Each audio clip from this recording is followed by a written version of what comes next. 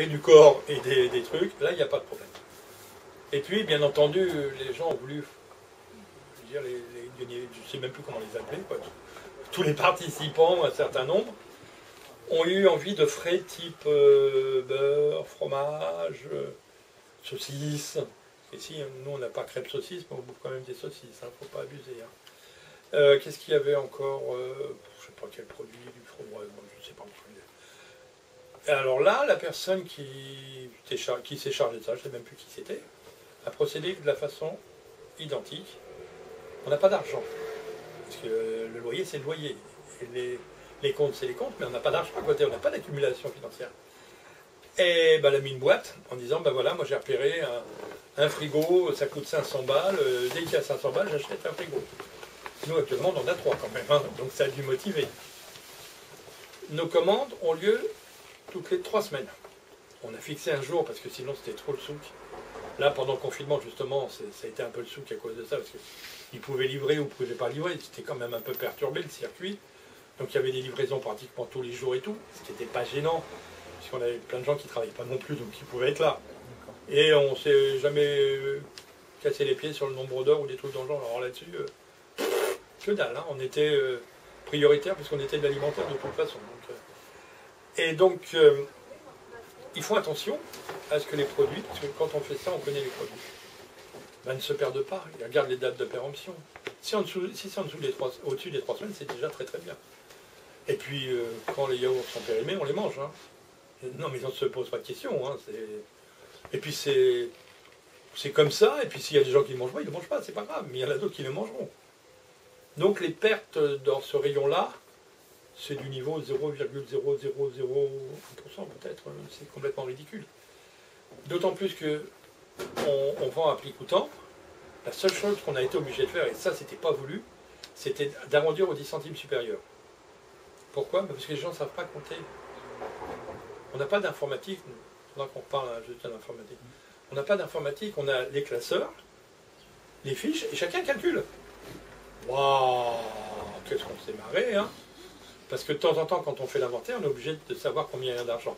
Donc on calcule la somme, mais on ne sait pas si c'est vrai, si c'est faux, ce qui a été vendu ou pas vendu. Ça, ouais, on a des surprises quand même, les gens savent vraiment plus compter. Donc on a rendu quand même aux 10 centimes supérieurs pour être tranquille. Ce qui n'empêche pas d'avoir des 8,74 ou des 5,32, ça c'est pas grave, mais bon, ça ne peut rien y faire, ils savent pas. On a tout essayé. On a essayé les calculatrices, les petites calculatrices. Ça n'a pas marché, je ne sais pas pourquoi.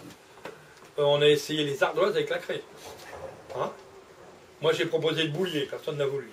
Je ne comprends pas pourquoi. Il y en a qui font un calcul mental, on se rend la gueule. Les téléphones, c'est pas très très bon les téléphones. Parce qu'il y a plein d'erreurs. Non, il y a un des trucs qui marche le mieux, c'est qu'on a dans chaque boutique une calculatrice à bande. Vous prenez votre panier. Et des fois ça marche pas. Voilà, c'est comme ça. Donc, comme on a rendu aux 10 centimes supérieurs, si éventuellement il y a de la perte, c'est largement absorbé par ces histoires de 10 centimes supérieurs. Ça fait 0,5, je crois, ou un truc genre là. Un truc ridicule. Et après, à côté de ça, il y a les produits super frais, fruits et légumes. Et ben, moi, c'est moi qui m'en occupe à l'épicerie. Sur celle-ci, je pense que mes collègues savaient pareil. Je fais mes arrondis. Et puis, comme j'adore faire de l'informatique, j'ai un tableau qui me calcule tout, qui me calcule entre autres, vu le prix que je vais le vendre, combien il va rester entre l'achat et la vente. À chaque commande de 600 ou 700 euros, ça doit être 12 euros ou un truc dans genre, un truc minable. Et ça compense largement tout ce qui peut se perdre.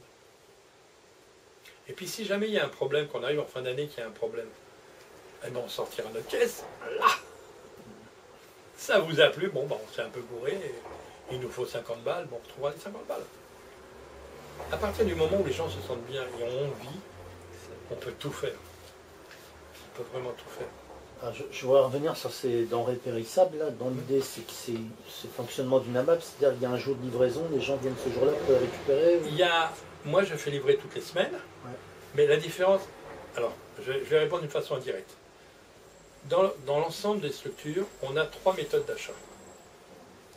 On a l'AMAP, on avance de l'argent, un producteur nous livre, c'est un contrat, c'est régulier, c'est toutes les semaines. Moi, je fais du jeudi, je peut pas venir le vendredi ou le mercredi, ça c'est pas possible. Là-dedans, on a des contrats, bien sûr, légumes, œufs, pain, c'est toutes les semaines. Tous les 15 jours, on a des produits laitiers de vache, on a des fromages de chèvre, et puis je sais plus trop quoi. Et une fois par mois, on a des champignons, on a du poisson. Il reste des champignonnières sur Paris quand même. Ah ouais, juste à côté de chez nous, à Mériel. Ah, d'accord. Je suis allé la visiter, mais je tenais la main du mec. J'avais peur de me perdre. Ah ouais, c'était Dans les tunnels. c'était une ancienne carrière où les mecs ils prenaient les pierres en faisant un rond en laissant le poteau du milieu, puis ils avançaient comme ça dans la carrière. Et puis on a le poulet, les champignons, etc. Voilà. Ça, c'est une précommande d'une personne sur un contrat. D'accord.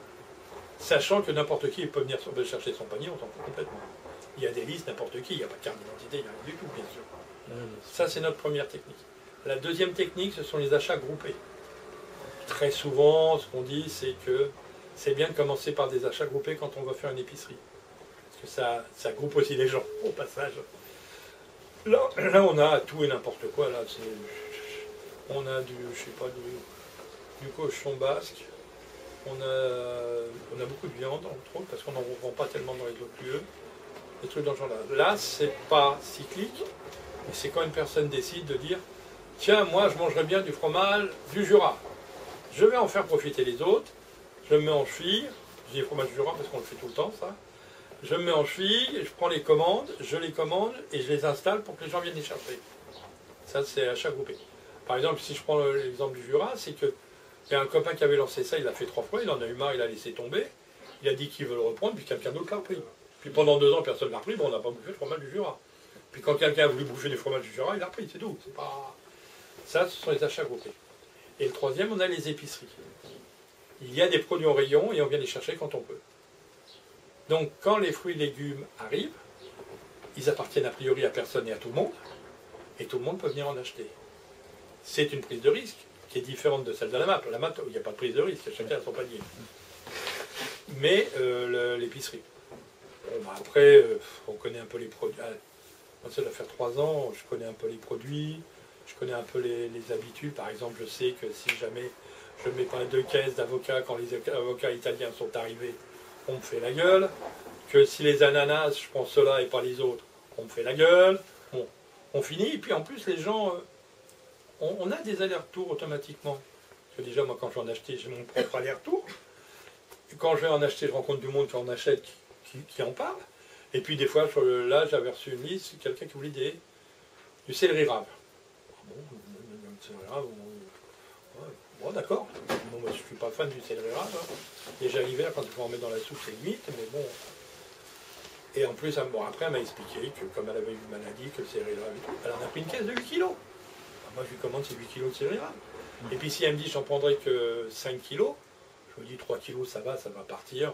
Elle prendra ses 5 kilos et voilà. En plus, quand c'est du céleri rave, ça peut rester 2 semaines. Hein. J'ai une grosse citrouille shiatsu, ouais, c'est ça, verte. Bah, elle a mis 2 semaines à se vendre. Le cucurbitacé, tu laisses ça. Mais oui, non, mais c'est ça. Bon, après, il y a des produits plus fragiles que je prendrais en moins grande quantité. C'est plus si t'as une salade ou quoi, faut que ça soit. Non, je prends pas de salade. Bah ouais, il y a un truc qu'adorent les gens, ce sont les pousses d'épinards, bah, ils iront les chercher ailleurs. Non, les pousses d'épinards, au bout de 2 heures, ils sont nazes. Il faut arrêter les bêtises. Hein. Et salade, j'ai eu le même problème. Alors, des fois, je le fais quand même, mais j'en prends la caisse, ça fait 8 salades. 8 salades, ça va, mais vous les larguez, ça c'est pas un problème. Mais ça, c'est des produits. L'année dernière, j'ai pris des pêches, ça a très bien marché au début, et j'ai perdu 2 caisses à la sortie. Mais avec ces centimes, c'était... Tous les 6 mois à peu près, je fais la totalisation de ce qui est perdu. Parce que dès qu'un produit est perdu, il est noté sur le mur. Pour dire moi, que la prochaine fois, moins... Oui, et puis moi, ça me permet de tâter le truc. Quoi.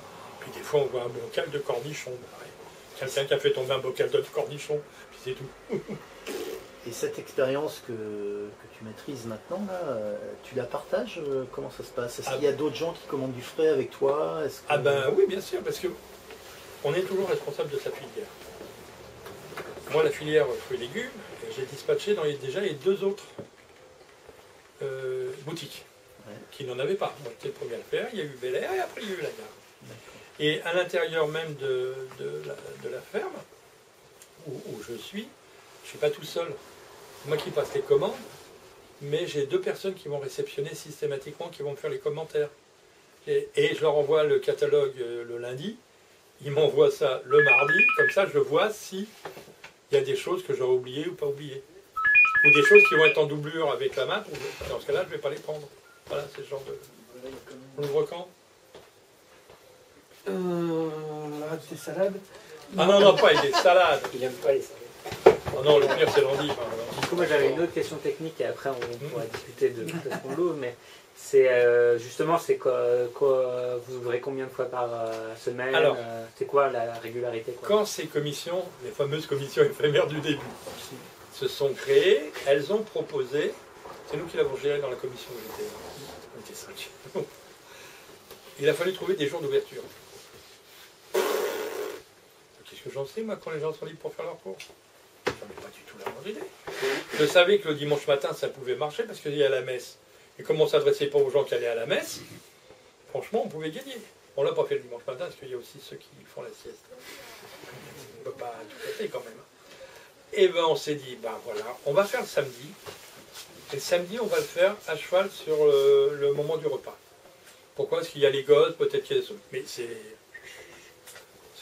des délires, hein, faut pas croire. Hein. Ensuite, après, on s'est dit, on va faire un soir de la map et un soir pas de la map. Peut-être qu'il y a des gens qui voudront faire les deux, peut-être que les gens ne voudront pas faire les deux. Donc on a fait lundi soir 3 heures et jeudi soir 3 heures. Voilà comment ça s'est fait. Puis il y a un moment, il y a des gens qui ont dit ouais, mais nous on aimerait bien que ça soit ouvert le lundi. Bah, créer une permanence, c'est pas un problème. Et du coup, pendant 2 ans, les boutiques étaient ouvertes 2 heures le lundi, vers midi. Il faut savoir que théoriquement, pour ouvrir la boutique, il faut être à 2 ou 3. Il ne faut pas être seul, c'est chiant. Parce qu'il y a plein de trucs à faire quand même. Il faut vous en profiter pour mettre en rayon, vous en profiter pour accueillir les gens. Bon. Bah, ça a marché pendant 2 ans. Et puis là, ça a été refermé parce que les gens qui s'occupaient de ça, ils ne sont plus là. Et puis, il y a une le mercredi qui s'est ouverte de la même façon et qui fonctionne toujours le midi, le mercredi. Voilà. Donc nous, on avait proposé 3 trucs. Il y en a eu 5. Il y en a 4. Ça n'a pas de... Là aussi, il n'y a pas de... C'est très difficile. Je vais vous faire un petit point, si vous voulez, sur l'informatique. Qui est une grosse merde. J'ai travaillé toute ma vie là-dedans.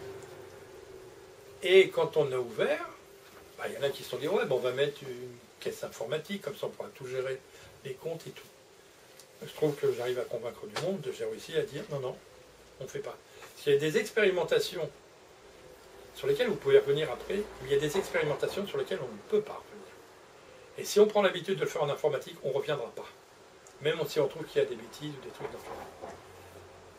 Depuis, on s'est pas mal baladé dans des coopératives.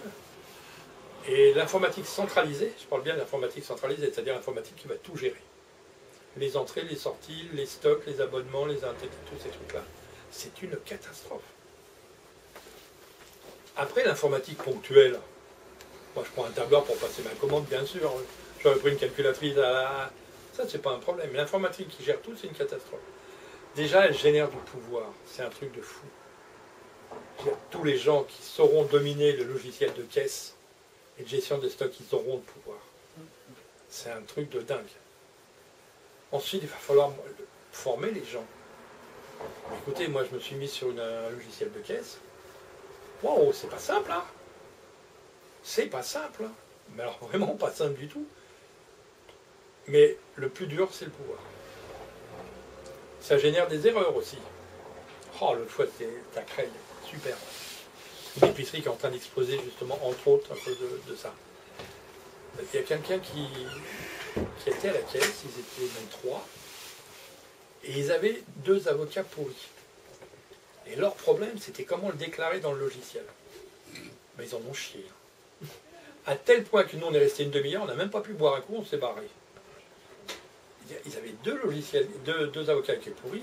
D'abord, je sais pas où ils prennent leurs avocats, parce que nous, ils ne pourrissent jamais, ils sont succulents. Ou les gens n'aiment pas les avocats, ou ils prennent, peut-être que c'est des gens qui prennent pour les autres sans savoir ce que veulent les autres. Et bien, ils n'ont pas résolu le problème. Et je leur ai demandé, mais quelle est l'importance? Oui, mais quand on va faire l'inventaire, les stocks. Ça va, tu notes dans un coin 2 avocats jetés et tu fous à la poubelle, c'est tout. Non, tout devait passer à l'informatique. Et il n'y avait que le mec qui était à la caisse qui savait. Les autres, ils étaient autour pour essayer de comprendre. Et lui, il aurait pu faire ce qu'il voulait. Il avait totalement le pouvoir. Et ça, c'est insupportable. J'ai vu la même chose dans un Calac. Alors là, c'était le pain, c'était le niveau de... La personne qui était donc considérée comme la caissière à mi-temps sous-payée, elle s'est retrouvée face à un mec qui venait, il avait du pain, il prenait du pain. Alors c'était du pain, son, crème, je ne sais plus ce qu'il y avait. Ben, c'était pas dans le logiciel de caisse. C'était pas dans les produits. Bon, qu'est-ce qu'elle a fait, elle a dit. Il est marqué à combien? 2,50. Bon, je te le mets là, hein, je te le mets à 2,50 là, mais bon, t'auras pris du pain au maïs, c'est tout. Et le mec, il est parti avec. Et il y en a une qui arrive après, pour le pain aussi. C'est vraiment super. Oui, mais là, tu as pris du pain au grain, d'accord. Mais tu as pris celui du mercredi ou du vendredi? Ben, je sais pas, non, parce que mercredi, vendredi, c'est pas les mêmes boulangers. Donc sur la caisse, il faut qu'on le signale. Voilà, c'est ça l'informatique. C'est du délire. C'est du délire. Cela dit, le premier qui avait acheté son pain au maïs, qui était au son, je ne sais pas trop quoi, je lui ai demandé comme ça si ça l'intéressait vraiment l'épicerie. Il me dit, oh ouais, c'est super. Hein. Parce que moi, avant, j'allais à boutique bio quelconque, là, bien connue, je ne sais plus, Biocop. J'allais à Biocop, mais il fallait que je fasse 25 km, là, je suis juste à côté de chez moi. C'est ça qui l'intéressait, c'était tout. Pareil, ils ont voulu faire une épicerie qui ferait du service des autres, et ils vont mourir parce que les épiceries, elles meurent. Non, l'informatique centralisée, c'est à chaque fois, et puis je vous dis, il y a toujours cette notion de pouvoir. On sait très bien ce qui se passe dans l'entreprise quand l'informatique arrive. Le premier qui arrive à se démerder, il prend de l'ascendant sur les autres. C'est classique. C'est classique. Après, ils disent oui, mais pour la gestion de stock. Gestion de stock, il faut être sérieux quand même. Nous, on va faire l'inventaire là, dans 3 jours. Ben, on va être 10. On se mettra face à un rayon.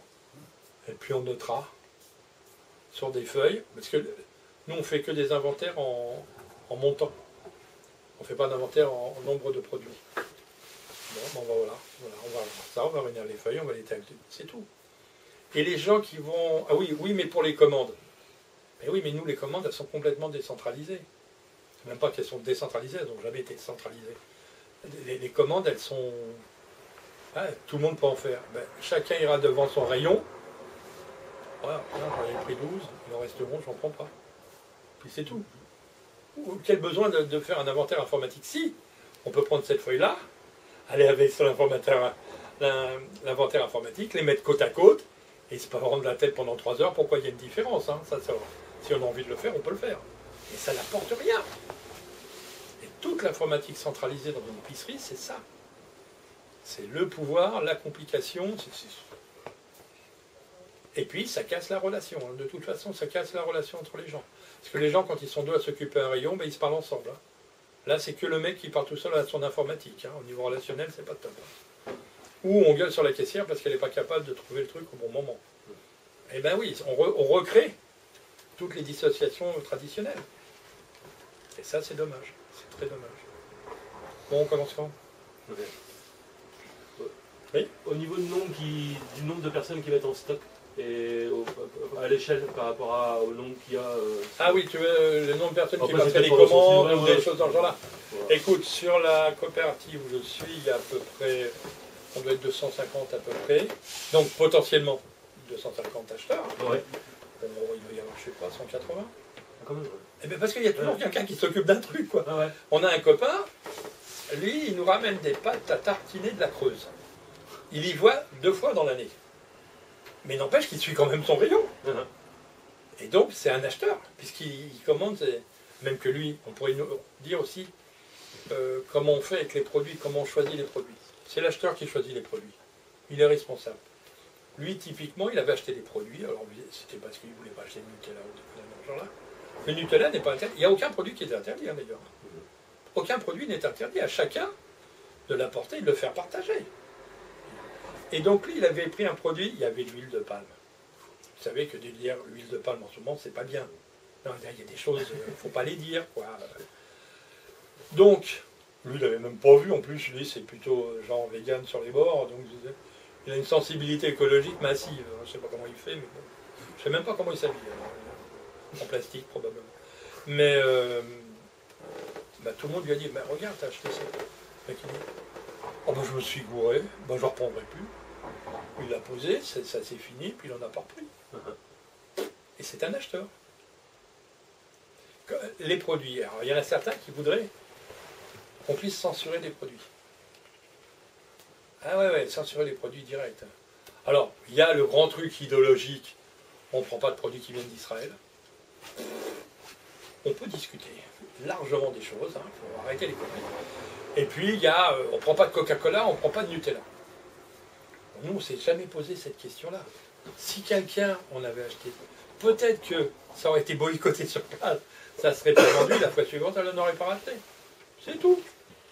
Vous voyez il y en a un qui voulait quand même du Coca. Il a pris du Bryce Coca. Vous connaissez ça ici quand même. Oui, ben il ne s'est pas vendu. Donc c'est la preuve que personne ne voulait de Coca de toute façon. Il ne s'est pas vendu. Mais il n'y a pas d'interdit. Ça se génère. Alors après on pourrait dire oui, mais certains pourraient faire des conneries, acheter énormément d'un produit et tout. Personne n'a envie de faire de conneries. Personne n'a envie d'être montré du droit parce qu'il a fait une connerie. Non mais c'est vrai, personne n'a envie de faire de conneries. En général, c'est souvent des sous-achats plutôt que des surachats. Sauf quand, et ça on l'a eu 2-3 fois, quand en fin de compte il y a une relation entre le coopérateur et le producteur. Par exemple, il y en a une qui a fait rentrer du vin, cher, 14 balles le litre. Chez nous, ils ne boivent pas du vin à 14 balles le litre, heureusement d'ailleurs. 7 balles, c'est le maximum, faut pas déconner. Puis c'est Jean-Claude qui fait la loi là-dessus, ça chie. Et bah oui, mais c'est parce qu'on a appris qu'en fin de compte, le producteur, c'était son frère. Le seul problème, c'est que le vin, il ne s'est pas vendu. Parce que les gens, ils sont pas d'accord, c'est tout. Il peut dire ce qu'il veut, qu'il est le meilleur de la planète ou des trucs. On prenait 14 balles un litre de vin, une bouteille de vin 75. C'est une occasion quand même, c'est pas du quotidien, faut pas non plus... Et ben du coup c'est marrant parce qu'il a baissé ses prix. C'était assez marrant parce qu'on n'avait jamais demandé à ce qu'il baisse ses prix, mais je pense que sa sœur elle en reprendra plus. Parce qu'il y a eu quand même, sur cette liste de discussion, plusieurs personnes ont parlé, ont alerté, en disant c'est un peu lourd quand même, ça marche. Ça s'auto-régule très très bien. L'intérêt c'est d'avoir du nombre. Quand on est petit on devient sectaire. Du coup, sur le. Tout à l'heure, tu disais qu'il y avait un. Tu demandais à un trésorier, en fait, si je peux y a de l'argent. Voilà, si je peux commander. Enfin, s'il y a assez d'argent pour commander. Il y a aussi un plafond. Parce que, par exemple, tu disais là tout de suite 14 €, tant de bouteilles, ça fait quand même une somme. Oui, d'ailleurs, c'est étonnant que ça soit passé. Parce qu'il y a un certain nombre de. Quand je dis des principes, c'est marrant parce que ça n'a jamais été écrit, ça ne s'est jamais dit. C'est né comme ça naturellement. Par exemple, quand c'est un nouveau produit, en général, le trésorier, il peut dire ouais, entre 100 et 150 €. Parce qu'il faut essayer le produit. Ouais. Et là, ça ne s'est pas passé comme ça. Et ça a été une déviance. Est-elle dramatique? Non. Mais le fait d'en avoir parlé, elle aura peut-être moins lieu. Et on en a un autre, je ne sais pas, il est obsédé par des produits qui arrivent du sud-ouest. Mais bon, il s'est fait ramasser une ou deux fois, puisque c'était le cateau de gauche, c'est normal. Et où il commandait, lui, il se met toujours en soutien aux producteurs. On est là pour soutenir les producteurs. Ouais, d'accord, on se soutient nous-mêmes aussi, faut pas déconner. Il n'y a pas que le soutien aux producteurs, ça fait partie des éléments. Comme la MAP, qui est quand même un terrible soutien aux producteurs. Je veux dire, nous, notre premier producteur d'AMAP, au début, il ne voulait pas, parce qu'il ne comprenait pas. Il ne voulait pas qu'on lui donne d'argent avant. Il dit, moi, je ne vous ai rien donné, vous ne donnez pas d'argent. Et attends, Damien, on va recommencer à zéro, parce que c'était un peu lourdingue et tout. Maintenant, faites-lui parler de la MAP. Il va vous expliquer pourquoi il aime la MAP. Ah bah oui, parce qu'il lui, il est là pour produire. Il produit, mais dans son camion, il nous les livre. Quand ça arrive à la porte, c'est terminé, puisqu'il y a d'autres personnes qui sont là pour les sortir les caisses, pour les ranger. Il reprend ses caisses et c'est terminé. Il dit, un marché, c'est pas ça. Marché, c'est 6 heures sur le marché.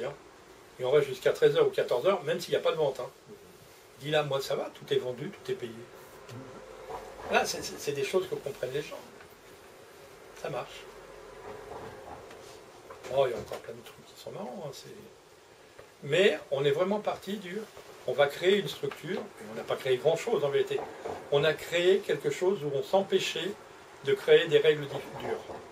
C'était ça le truc. des règles générales sur la liberté individuelle des choses, mais il n'est pas question qu'on les matérialise par en légiférant, tu n'auras pas le droit de ou tu auras le droit de. Vous savez que plus on légifère, plus on génère du problème, hein, c'est de fait. Ah, c'est à peu près les fonctionnements qu'on a. Bon alors. Ici, vous avez une coopérative. Et du coup, tu es allé voir ce que ça donnait. Pour l'instant, on va étudier sur le net. Alors déjà, il faut voir aussi le nom. Alors, il ne se place pas dans l'épicerie, il se place plutôt dans les supermarchés, type la Louve. Le problème, c'est que pour créer ce genre de structure, il faut un lieu énorme. Des louves, il ne peut pas y en avoir beaucoup. D'abord, les louves, c'est que du commerce, hein, ça n'a pas c'est pas du militantisme ou quoi que ce soit, c'est du commerce. Et il faut un certain nombre de coopérateurs clients. À Rennes, vu la taille de Rennes, c'est pas possible. On a fait des statistiques sur la taille à peu près qu'il faut de la ville pour pouvoir monter un supermarché. Là, la taille de la boutique est petite en plus, visiblement, elle n'est pas très grande. Moi, je ne l'ai pas vue, hein, personnellement, elle n'est pas très grande. Ensuite, ils ont des politiques salariales un peu difficiles aussi. L'autre fois, ils ont recruté, je crois que c'était en 2019 ou en 20, je ne me souviens plus. Il y avait un appel à salariés, SMIC, d'accord. Mais alors, ils devaient en connaître long comme ça, hein. Ils devaient faire la promotion de la boutique, organiser les bénévoles. Ça va, moi, je n'ai pas besoin qu'on m'organise. Hein. S'occuper des produits. Mais c'était monstrueux ce qu'il devait faire, la personne. Hein. Ils ont 2 salariés, je ne sais plus combien ils sont. Je pourrais le regarder, je l'ai dans mon sac, je ne vais peut-être pas aller voir dans mon sac. Si, je vais aller voir parce que j'ai lu d'autres trucs quand même. Voilà, ils ont pris un modèle qui n'est pas le leur. Un modèle, c'est à la taille qu'ils ont, ils ne peuvent pas avoir de salariés. Et s'ils ont des salariés, il faut les payer. Et ils font 20 ou 30% sur les produits. Alors là, déjà, quand vous faites ça, vous perdez de l'attrait. Parce qu'il y a plein de gens qui ne voudront pas aller payer les produits aussi chers. Vous perdez ce que je disais au début. Si on veut que l'alimentation soit là possible pour tout le monde, il ne faut pas qu'elle soit chère. On peut rêver hein, que tout le monde soit très militant et soit prêt à payer, je sais pas moi, 5 € sa botte de radis. Ok, mais c'est pas ça la vie, hein. C'est pas ça du tout. Alors, la boutique, elle a été créée en 2019, donc vous voyez, c'est assez récent. En 2020, elle fait 430 000 € de chiffre d'affaires avec une moyenne et une marge de 20% en moyenne. Nous, on a fait 456 000 € et on a margé à 0. Si on avait margé à 20%, on aurait fait 547 000 €. Eux, ils sont à 430 000. Nous, on considère qu'on n'a pas les moyens de mettre un salarié. Pourquoi? Parce qu'on ne veut pas faire de marge. Bien sûr, on a eu cette discussion, par exemple. C'est une discussion qui a eu lieu sur nos listes, où quelqu'un disait pourquoi on ne prendrait pas un salarié. Et il y a eu toute une discussion qui était plutôt intéressante, parce que nous, vu la taille qu'on a, on peut se permettre. Mais ça veut dire qu'on doit faire des bénéfices. Et qui c'est qui les paye, les bénéfices? Alors il y a ça. Deuxième argument, c'est qu'on avait des gens quand même qui nous disaient « Ah oui, moi s'il y a un salarié, c'est terminé, hein, je ne pose plus. Hein. C'est pas moi qui vais me taper les commandes ou les réceptions s'il y a quelqu'un qui est payé pour ça. » Et il y en a d'autres qui étaient de l'autre côté. « Ok, un salarié, on va le payer combien ?» Et puis un salarié avec 250 patrons, c'est un peu dur. Hein. Ben non, mais c'est ça. Donc il y a eu tout un discours, c'était en 10 mails. C'est bon son argument. Non, mais en 10 mails, si vous voulez, je pourrais vous la... Tu dois l'avoir, mais je peux te la retransmettre, tu veux la retransmettre à d'autres. Sur toutes les discussions autour du salarié, j'avais mis dans le mail. Et c'est très intéressant, parce que là, il y a eu des bonnes réflexions. Donc eux, ils demandaient un salarié. Ils ont 2 salariés. D'accord. Je vais vous dire ce qu'ils devaient faire, les 2 salariés. Putain, je ne sais pas si ça... Bien sûr qu'ils vont trouver... Bien sûr qu'on peut toujours trouver des gens qui cherchent du boulot, même étant très mal payés. Hein. Ça, c'est certain. Hein. On est dans une situation... Gestion des stocks, gestion des commandes, relations fournisseurs, appui des commissions, groupe de travail, il en existe 7 pour assurer le bon fonctionnement. Suivi des ventes, animation du point de vente, veille réglementaire, développement de l'épicerie, développement du projet. C'est pas mal déjà, hein? Parce que là, on n'est plus simplement dans je suis à la caisse et je vends. Hein. On est parti ailleurs, là. Hein. Contrat de travail à durée indéterminée, temps plein 35 heures, lieu de travail. Alors, si, il y a un truc qui est génial. Rémunération brute mensuelle, bon, hein, qui sera amenée à évoluer en fonction du développement du magasin. Hein? C'est pas une belle saloperie, ça? En fonction du développement du magasin? Ah, hein? C'est pas mal, ça. Moi, j'ai beaucoup aimé cette partie-là. D'autant plus qu'ils ont, je ne sais plus combien ils ont de coopérateurs. Ah oui, ils devaient aussi participer à la déclaration mensuelle de TVA et à la réalisation du bilan. Ah, il y avait aussi le lettrage des comptes. Non mais vous vous rendez compte? Mais c'est crapuleux. Comme tu dis, la logique capitaliste, elle est présente. Hein. Alors après, il y a des éléments que j'ai pris sur leur site amusants. La coopérative met en place des solutions permettant à tous les coopérateurs et coopératrices de s'exprimer, de formuler des observations, des critiques et des propositions. Donc, en bon français, vous avez le droit de causer, et nous, on fera le reste. Cette commission, hein. Ça s'appelle une gouvernance démocratique et participative. C'est ce que j'ai compris. Bon, alors bien sûr, mettre en relation une production agricole locale de qualité et des consommateurs, consommatrices urbaines. Ok, c'est très bien, là. Hein. De qualité. Par exemple, il y a des moments aussi où on nous dit on fait du local. Moi, je suis tout à fait d'accord pour faire du local. Mais là, on ne prend plus en considération la méthode de production. Bah si, vous pouvez faire du local, mais en prenant quand même comment est faite la production. Sinon, ça veut dire quoi? Que c'est simplement un petit qui veut devenir un très grand. Dommage. Durable et respectueuse de l'environnement et des paysans et paysannes. Et puis, quand on parle toujours du local, le local, c'est en fonction du lieu où on se trouve. Pour l'instant, ça va. Vous mangez plus de bananes? Pour l'ananas, encore ça va. Et le café? Et le thé? L'huile dans le coin, ça va être dur. Hein. Vous voyez ce que je veux dire? C'est qu'il y a plein de potentiomètres. Le local, la distance, le bio. Vous ne pouvez pas mettre tout en haut.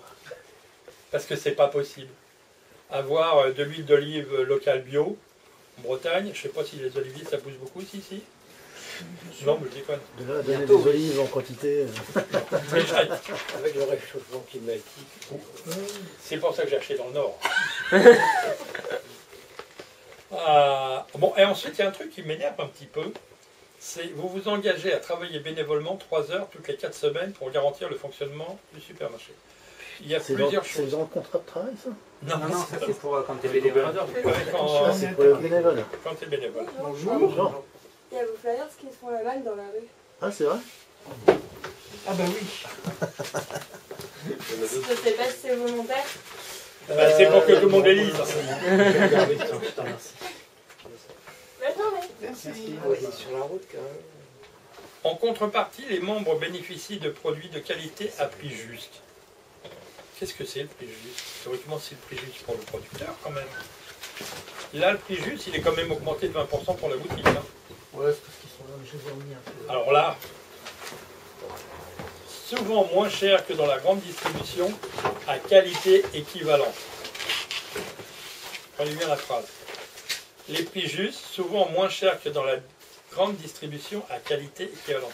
C'est-à-dire qu'on va vendre les produits les mêmes qualités que la grande distribution au même prix. C'est ça que ça veut dire. Ça, c'est con, ça, c'est complètement con. C'est ça.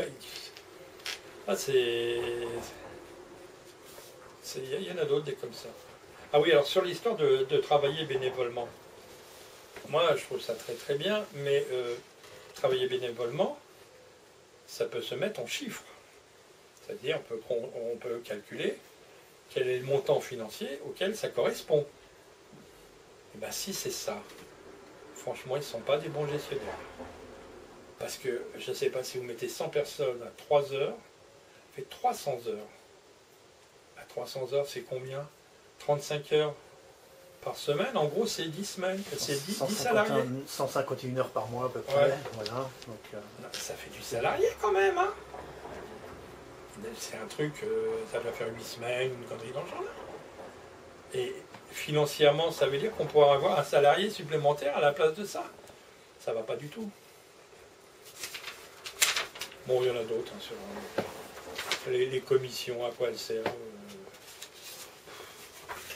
on peut revenir sur la notion d'association en fait, parce que tu dis qu'il y a quand même une association Ouais. derrière. Si je comprends bien, c'est plus par